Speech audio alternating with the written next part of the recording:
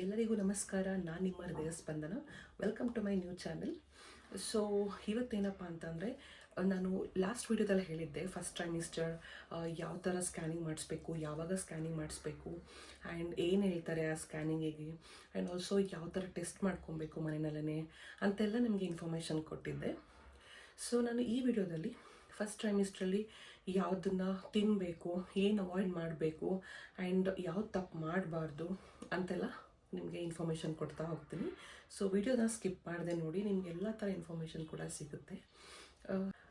So ನೀವು ನನ್ನ ಚಾನಲ್ನ ಫಸ್ಟ್ ಟೈಮ್ ನೋಡ್ತಾ ಇದ್ದರೆ ಪ್ಲೀಸ್ ಸಬ್ಸ್ಕ್ರೈಬ್ ಮಾಡಿ, ಹಾಗೆ ಬೆಲ್ ಬಟನ್ನ ಹಿಟ್ ಮಾಡಿ, ಸೊ ದಟ್ ನನ್ನೆಲ್ಲ ವೀಡಿಯೋಸ್ಗಳು ನಿಮಗೆ ನೋಟಿಫಿಕೇಷನಲ್ಲಿ ಪಾಪಪ್ ಆಗುತ್ತೆ. ಆ್ಯಂಡ್ ಲೈಕ್ ಮಾಡಿ, ಕಮೆಂಟ್ ಮಾಡಿ, ಶೇರ್ ಕೂಡ ಮಾಡಿ, ಯಾರಿಗಾದರೂ ಯೂಸ್ ಕೂಡ ಆಗುತ್ತೆ ಈ ವಿಡಿಯೋಯಿಂದ. So let's start the video.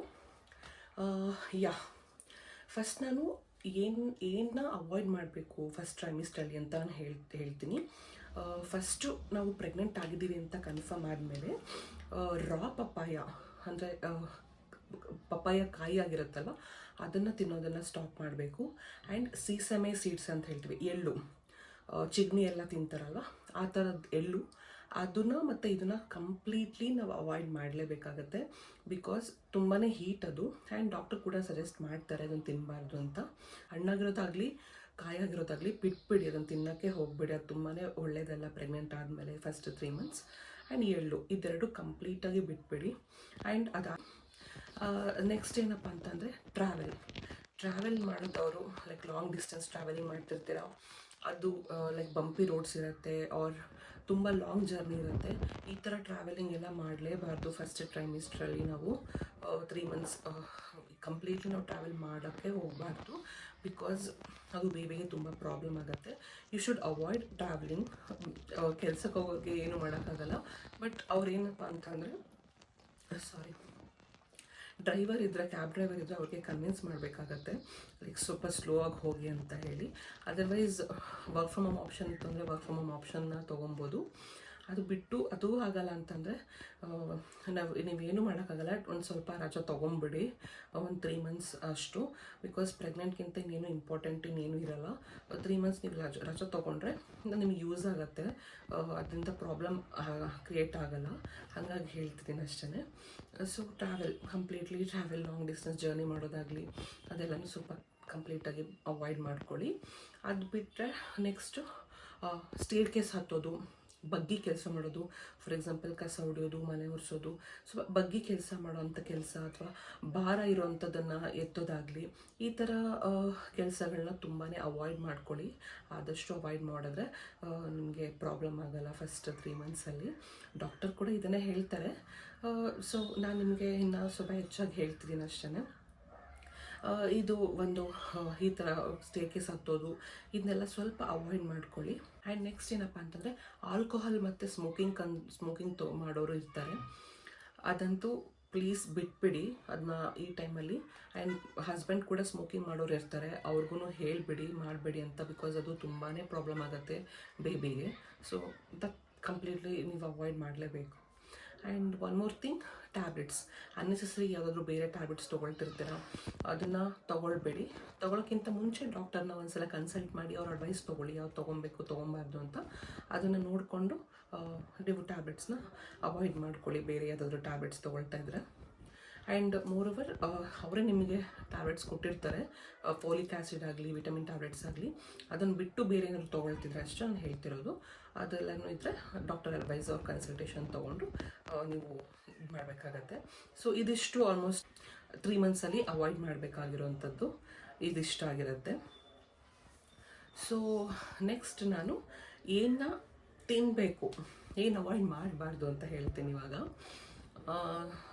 ಏನಪ್ಪ ಅಂತಂದರೆ ಫಸ್ಟು ನಿಮಗೆ ಏನು ತಿನ್ನಬೇಕು ಅನಿಸುತ್ತೆ ಅಲ್ವಾ, ಫ್ರೂಟ್ ಲೈಕ್ ಫಾರ್ ಎಕ್ಸಾಂಪಲ್ ಬ್ರೇಕ್ಫಾಸ್ಟ್ಗಾಗಲಿ ಅಥವಾ ಫ್ರೂಟ್ಸ್ ಆಗಲಿ ಏನಾಗಲಿ, ನಿಮಗೆ ಏನು ತಿನ್ನಬೇಕು ಅಂತ ಅನಿಸುತ್ತೆ ಅದನ್ನು ಚೆನ್ನಾಗೇ ತಿನ್ನಿ ನೀವು.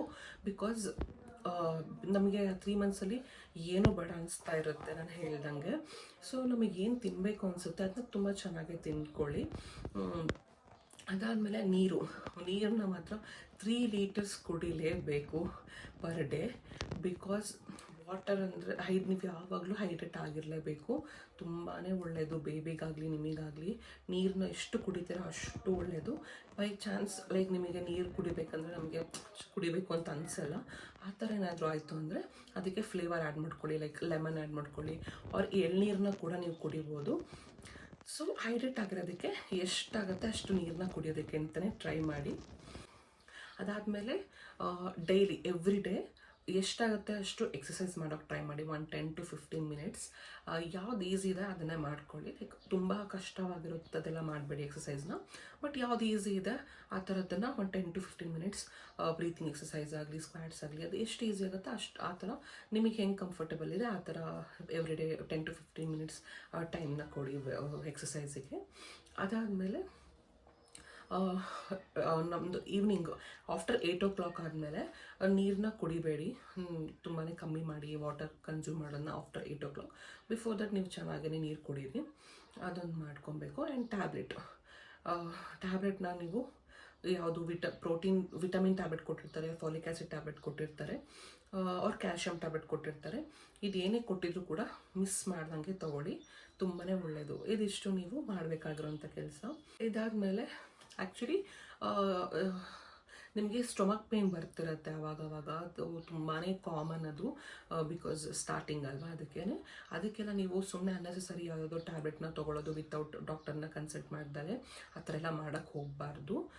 ಡಾಕ್ಟರ್ನ ಕನ್ಸಲ್ಟೇಷನ್ ಮಾಡಿ ತೊಗೊಳ್ಳಿ. ಬಟ್ ಸ್ಟೊಮಕ್ ಪೇನ್ ಅದು ಬಂದೇ ಬರುತ್ತೆ, ಅದು ಕಾಮನ್, ಅದೇನು ಪ್ರಾಬ್ಲಮ್ ಇಲ್ಲ, ಅದಕ್ಕೆಲ್ಲ ಹೆದರ್ಕೊಳ್ಳೋಕೆ ಹೋಗಬೇಡ್ರಿ. ಅದಾದಮೇಲೆ ವಾಮಿಟಿಂಗ್ ಇರುತ್ತೆ, ನಾಜಿಯಾ ಇರುತ್ತೆ, ಮಾರ್ನಿಂಗ್ ಸಿಕ್ನೆಸ್ ತುಂಬಾ ಇರುತ್ತೆ. ಈ ಥರದಕ್ಕೆಲ್ಲ ಡಾಕ್ಟರ್ನ ಕನ್ಸಲ್ಟ್ ಮಾಡಿ ಅವರೇ ನಿಮಗೆ ಟ್ಯಾಬ್ಲೆಟ್ ಕೊಡ್ತಾರೆ, ಅವರೇ ನಿಮಗೆ ಸಜೆಷನ್ ಕೊಡ್ತಾರೆ ಏನು ಮಾಡಬೇಕು ಅಂತ.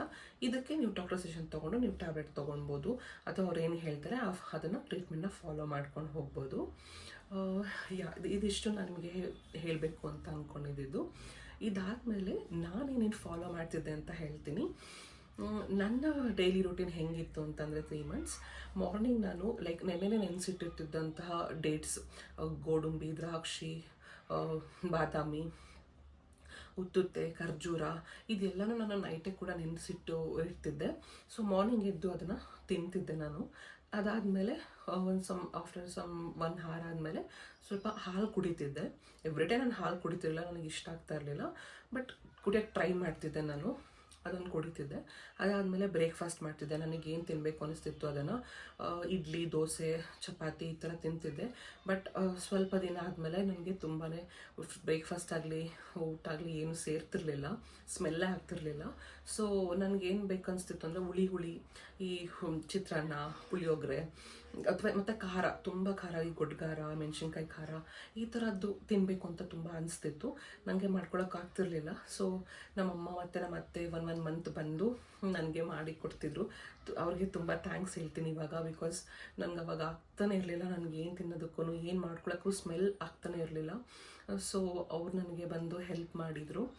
ಹಂಗಾಗಿ ನನಗೇನು ಬೇಕು ಅದನ್ನು ನಾನು ಮಾಡಿಸ್ಕೊಳ್ತಿದ್ದೆ. ಸೊ ನೀವು ಕೂಡ ನಿಮಗೇನು ಬೇಕು ಅನಿಸುತ್ತೆ ಅದನ್ನೇ ಜಾಸ್ತಿ ಮಾಡಿಸ್ಕೊಂಡೇ ತಿನ್ನಿ. ಆ್ಯಂಡ್ ನೈಟ್ ನನಗೆ ಮೊಸರನ್ನ ಬಿಟ್ಟರೆ ಎಂಥ ಬೇರೆ ಸಾರ ಆಗಲಿ ಬೇರೆ ಥರ ಟ್ರೈ ಮಾಡೋಕ್ಕೆ ಆಗ್ತಿರ್ಲಿಲ್ಲ. ಸೊ ಕಂಪ್ಲೀಟ್ 3 months ನಾನು ಆಲ್ಮೋಸ್ಟ್ ಮೊಸರನ್ನದಲ್ಲೇ ಇದ್ದೀನಿ. ಆ್ಯಂಡ್ ರೊಟ್ಟಿ, ಗೊಡ್ಡಖಾರ, ಈ ಥರ ನನಗೇನು ತಿನ್ನಬೇಕು ಅನಿಸ್ತಿತ್ತು ಅಂತಂದರೆ ಈ ಥರದೇ ತಿನ್ನಬೇಕಿತ್ತು. ಸೊ ಇದನ್ನೇ ತಿಂದ್ಕೊಂಡೆ ನಾನು ಕಾಲ ಕಳೆದಿದ್ದೀನಿ. ಸೊ ಅದೇನು ತಪ್ಪೇನಿಲ್ಲ, ಬಿಕಾಸ್ ನಿಮಗೇನು ಅನಿಸುತ್ತೆ ಅದನ್ನೇ ತಿನ್ನಬೇಕಾಗತ್ತೆ. ಅದಾದಮೇಲೆ ನೀರನ್ನ ನಾನು ತುಂಬ ಚೆನ್ನಾಗಿ ಕುಡಿತಿದ್ದೆ. ಎವ್ರಿ ಡೇ ಆಲ್ಮೋಸ್ಟ್ 2.5 liters ಅಷ್ಟು ಕುಡಿತಾ ಇದ್ದೆ ನಾನು. ಅದು ನೀರಂತೂ ಚೆನ್ನಾಗಿ ಕುಡಿತಾ ಇದ್ದೆ. ಆ್ಯಂಡ್ ಮೋರೋವರ್ ಅದಾದಮೇಲೆ ನಾವು ಫ್ರೂಟ್ಸ್, ನಾನು ಎವ್ರಿ ಡೇ 3 to 4 ಫ್ರೂಟ್ಸ್ನ ತಿಂತಾಯಿದ್ದೆ. I mean one fruit, different types of ಫ್ರೂಟ್ಸಲ್ಲಿ ಒಂದು ಸೇಬು, ಕಿತ್ತಳೆ ಹಣ್ಣು, ಸೀಬೆಕಾಯಿ, kiwi fruit, pomegranate, dragon fruit, banana ತುಂಬ ಚೆನ್ನಾಗಿ ತಿನ್ನಿ ಎವ್ರಿ ಡೇ, ತುಂಬಾ ಒಳ್ಳೆಯದು ಆರೋಗ್ಯಕ್ಕೆ. ಈ ಥರ ಎವ್ರಿ ಡೇ ನಾನು 4 ಫ್ರೂಟ್ಸ್ನ ತಿಂತಿದ್ದೆ. ಮಿಡ್ಲಲ್ಲಿ ಒಂದು 11 o'clock ಹಂಗೆ ಆಫ್ಟರ್ ಲಂಚ್ ಆ್ಯಂಡ್ 3 o'clock ಹಾಗೆ 5 o'clock ಹಾಗೆ ಇದು ತಿಂತಿದ್ದೆ. ನಾನು ಪ್ರೆಗ್ನೆಂಟ್ ಆಗಿದ್ದಾಗ ಲೈಕ್ ಈಗ ಮಾರ್ಚ್ ಟೈಮಲ್ಲಿ ಮಾವಿನ ಹಣ್ಣು ತುಂಬಾ ತಿಂದಿದ್ದೀನಿ ನಾನಂತೂ. ನನಗೆ ತುಂಬಾ ಇಷ್ಟ ಆಗ್ತಿತ್ತು. ಸೊ ನಾನು ಅದನ್ನು ತುಂಬಾ ಚೆನ್ನಾಗಿ ತಿಂದಿದ್ದೀನಿ. ಪ್ರಾಬ್ಲಿ ನಾನು ಎವ್ರಿಡೇ ನಾನು ಫ್ರೂಟ್ಸ್ ತಿಂದಿರೋದ್ರಿಂದ ನನಗೆ ತಿಂತಾ ಇದ್ದಿದ್ದರಿಂದ ಅಷ್ಟು ನನಗೆ ವಾಮಿಟಿಂಗ್ ಸೆನ್ಸೇಷನ್ ಲೈಕ್ ವಾಮಿಟ್ ಮಾಡ್ತಿರಲಿಲ್ಲ. ಆ್ಯಂಡ್ ನನ್ನ ಹೊಟ್ಟೆಲಿ ಕೂಡ ತುಂಬ್ತಾ ಇತ್ತು ಅದರಿಂದ. ಸೊ ನೀವು ಹಂಗೆ ಟ್ರೈ ಮಾಡಿ. ನಿಮಗೇನಾದರೂ ಫ್ರೂಟ್ಸ್ ತಿನ್ನಬೇಕು ಅನಿಸಿದ್ರೆ ಜಾಸ್ತಿ ಫ್ರೂಟ್ಸ್ನೇ ಕನ್ಸ್ಯೂಮ್ ಮಾಡ್ಕೊಳ್ಳಿ. ಸೊ ನಿಮಗೂ ಹೊಟ್ಟೆ ತುಂಬಿದೆ ಅಂತಲೂ ಫೀಲ್ ಆಗುತ್ತೆ ಆ್ಯಂಡ್ ಹೊಟ್ಟೆ ಹಸುವು ಅಂತಲೂ ಅನಿಸಲ್ಲ. ಆ್ಯಂಡ್ ನಾರ್ಮಲ್ ಆಫ್ಟರ್ನೂನ್ ಲಂಚ್ ನಿಮ್ಗೆ ಏನು ತಿನ್ನಬೇಕು ಅನಿಸುತ್ತೆ ಅದು ಮಾಡ್ಕೊಳ್ಳಿ. ಅದಾದಮೇಲೆ ಒಂದು ಫ್ರೂಟ್ ತಿನ್ನಿ. And evening snacks as usual ಆವಾಗಲೂ ಅಷ್ಟೇ ಫ್ರೂಟ್ಸ್ನೇ ತೊಗೊಳ್ತಿದ್ದೆ ನಾನು. ಅದು ಬಿಟ್ಟು ನನಗೇನು ತಿನ್ನೋಕ್ಕಾಗ್ತಿರ್ಲಿಲ್ಲ ಅದರಿಂದ. ಆ್ಯಂಡ್ ನಾರ್ಮಲ್ ಈವ್ನಿಂಗ್ ಆದಮೇಲೆ ಊಟ ಮಾಡಿ ಮಲ್ಕೊತಾ ಇದ್ದೆ. ಈವ್ನಿಂಗ್ ಜಾಸ್ತಿ 8 o'clock ಆದಮೇಲೆ ಜಾಸ್ತಿ ನೀರು ಕುಡಿಬೇಡಿ, ಬಿಕಾಸ್ ವಾಶ್ರೂಮ್ಗೆ ಪದೇ ಪದೇ ಹೋಗ್ಬೇಕು ಅನಿಸ್ತಿರತ್ತೆ ಅದಕ್ಕೇ. ಸೊ ದಿಸ್ ಇಸ್ ನಂದು ಡಯಟ್ ಇದಾಗಿತ್ತು. ಸೊ ನಾನು ನಿಮಗೂ ಅದೇ ಸಜೆಸ್ಟ್ ಮಾಡ್ತೀನಿ. ಈ ಥರ ನಿಮಗೇನೋ ಅನಿಸಿದ್ರೆ ಇದೇ ಥರನೇ ತಿಂದ್ಕೊಂಡು ಆರಾಮಾಗಿ ಚೆನ್ನಾಗಿರಿ ಅಂತ. ಸೊ ಇವತ್ತಿನ ವ್ಲಾಗ್ ಇದಾಗಿತ್ತು. ಏನಾದರೂ ಡೌಟ್ಸ್ ಇತ್ತು ಅಂತಂದರೆ ಕಮೆಂಟ್ ಮಾಡಿ. ಹೆಲ್ಪ್ ಆಯಿತು ಅಂತಂದರೂ ಕೂಡ ಕಮೆಂಟ್ ಮಾಡಿ. ಆ್ಯಂಡ್ ಪ್ಲೀಸ್ ಸಬ್ಸ್ಕ್ರೈಬ್ ಮಾಡಿ ನನ್ನ ಚಾನಲ್ಗೆ. ಹಾಗೆ ಒಂದು ಲೈಕ್ ಕೊಡಿ. Thank you so much. Bye bye.